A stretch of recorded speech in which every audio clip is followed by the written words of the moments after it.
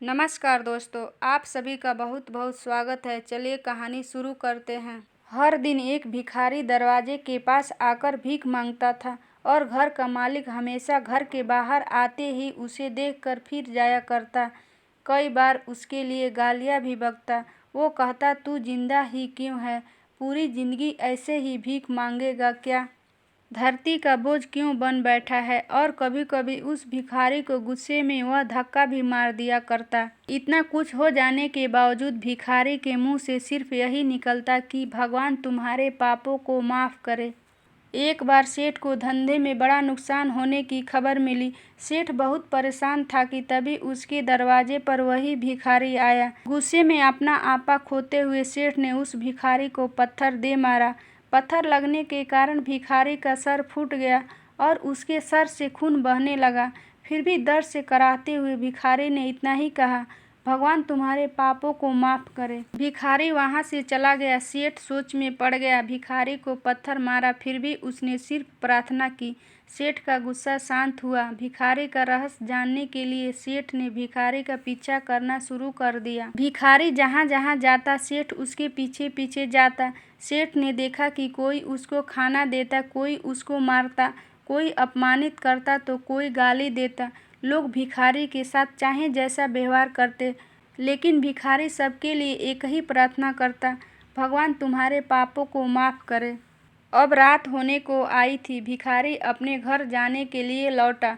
वो अपने घर पहुंच गया, लेकिन सेठ अभी भी उसका पीछा कर ही रहा था। एक पुरानी टूटी हुई खटिया पर एक बूढ़ी औरत लेटी हुई थी। काफी कमजोर और बीमार लग रही थी। वह भिखारी की पत्नी थी। अपने पति को वापस आता देख वह खाट से उठ खड़ी हुई। पत्नी ने अपने पति के भीख वाले कटोरे में देखा। उसमें सिर्फ आधी बासी रोटी थी। उसे देखकर वह बोली, आज बस इतना ही मिला? और हाँ, आपके सिर से खून निकल रहा है, ये चोट कैसे लगी? बूढ़ा भिखारी बोला, आज बस इतना ही मिला। किसी ने कुछ दिया ही नहीं, सबने गालियां दी और एक ने पत्थर भी फेंका, इसलिए मेरा सर फूट गया। एक गहरी ठंडी सांस लेकर बूढ़ा भिखारी फिर से बोला, यह मेरे ही पापों का फल है। तुम्हें याद है कुछ सालों पहले हम कितने अमीर थे? क्या कुछ नहीं था हमारे पास? हमारे पास हर चीज़ ज़रूरत से ज़्यादा थी, लेकिन हमने कभी किसी को दान नहीं किया। और उससे भी बुरा हमने उस अंधे भिखारी के साथ किया जो हमारे द्वार पर भीख मांगने आया करता था। बूढ़ी पत्नी की आंखों में आंसू आ गया।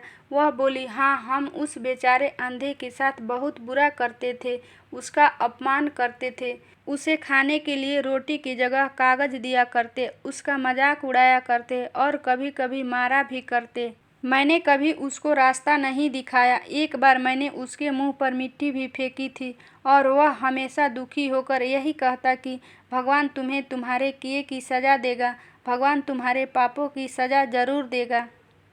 उसका श्राप सच हुआ और हम इस दुख भरी जिंदगी में आ गए।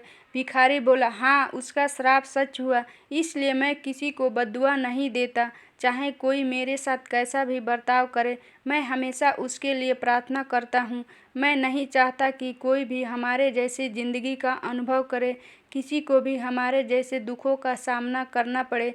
वो नहीं जानते कि वह कितना बड़ा पाप कर रहे हैं, इसलिए अनजाने में हुए पाप की ऐसी सज़ा किसी को भी मिले मैं नहीं चाहता। सेठ वहीं पर छुपकर यह सारी बातें सुन रहा था। अब उसे सब कुछ समझ में आ गया था। भिखारी और उसकी पत्नी ने वह आधी रोटी मिल बांटकर खाए और भगवान को धन्यवाद बोलकर सो गए। अगले दिन वह भिखारी फिर से भीख मांगने सेठ के घर के पास गया। सेठ ने पहले से गर्म रोटियां उसके लिए निकाल कर रखी थी। उसे देते हुए सेठ विनम्रता से बोला, माफ़ कर दीजिए बाबा, मुझसे बहुत बड़ी गलती हो गई। बूढ़ा भिखारी बोला, भगवान तेरा भला करे। इतना कहकर वह आगे निकल गया। दोस्तों, यह कहानी आपको कैसी लगी हमें ज़रूर बताएं। प्लीज़ वीडियो को लाइक, चैनल को सब्सक्राइब और शेयर कीजिए। धन्यवाद।